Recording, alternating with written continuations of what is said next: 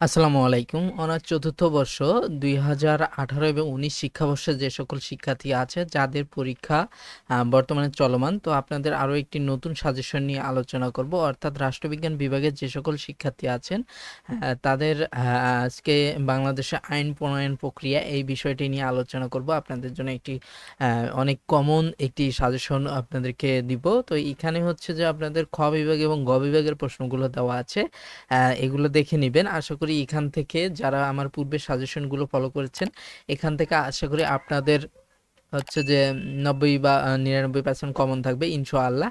অনেক ভালো হবে আপনাদের পরীক্ষাগুলো। তো যাই হোক, এখানে খ এবং গ বিভাগের দেওয়া আছে। তো তার আগে ছোট্ট একটি কথা, আপনি যদি আমার ইউটিউব চ্যানেলে নতুন হয়ে থাকেন তাহলে অবশ্যই সাবস্ক্রাইব করবেন, এবং যদি ফেসবুক পেজে দেখে থাকেন তাহলে অবশ্যই ফলো দিয়ে রাখবেন। তো এখানে হচ্ছে খ বিভাগের প্রশ্নগুলো দেওয়া আছে। এখানে প্রথমে যেটা দেওয়া আছে সেটা হচ্ছে কার্যপ্রণালী বিধি কি, এরপর গণপরিষদ কি, সরকারি বিল ও বেসরকারি বিলের মধ্যে পার্থক্য উল্লেখ করো, এবং বাজেট কি। এরপরে হচ্ছে 5 নম্বরে সংসদ সচিবালয় গঠন লিখো, সংসদীয় ব্যবস্থা কোরাম কি, সংযুক্ত তহবিল কি, উন্নয়ন বাজেট কি। 9 নম্বরে আছে সংসদীয় কমিটি ব্যবস্থা বলতে কি বুঝো। 10 নম্বরে জাতীয় সংসদের হুইপের প্রধান কাজ কি। 11 নম্বরে জাতীয় সংসদের স্পিকারের মর্যাদা লিখো।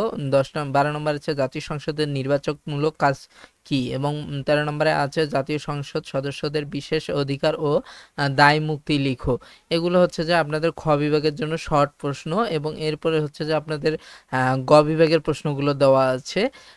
তো গ বিভাগের এখানে প্রথম যে প্রশ্নটি আছে সেটি হচ্ছে যে বঙ্গীয় আইনসভা বিকাশের ইতিহাস আলোচনা করো, এবং 2 নম্বরে আছে ব্রিটিশ ভারতে বঙ্গীয় আইনসভা গঠনের ক্রমবিকাশ আলোচনা করো, এবং এরপরে হচ্ছে আপনাদের বাংলাদেশের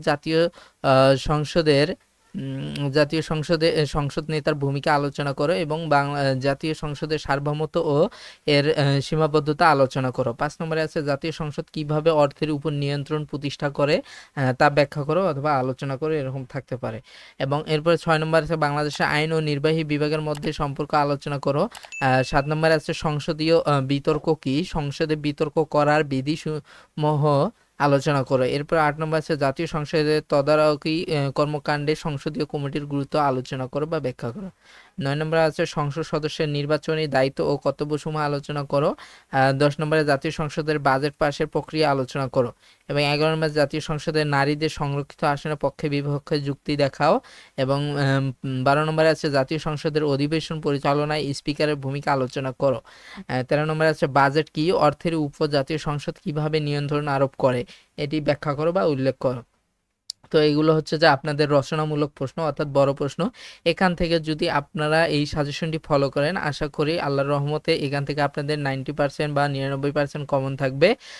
তো আশা করি যারা হচ্ছে একদম নতুন বা চাকরির কারণে বা যে ব্যস্ততার কারণে ক্লাস করতে পারেনি ঠিকমতো, তাদের জন্য এই সাজেশনগুলো একদম উপযোগী।